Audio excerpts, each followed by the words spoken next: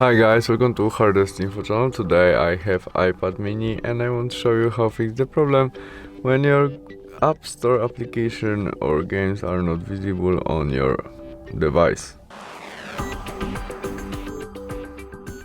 When you have the same problem as mine, cancel this and go back to the settings where we must choose our screen time selection, and then scroll and choose content previous registration, and there we must tap on our apps installation and punches, and there in App Store we must change it from don't allow to allow, and that's all. We can go back and try search App Store again,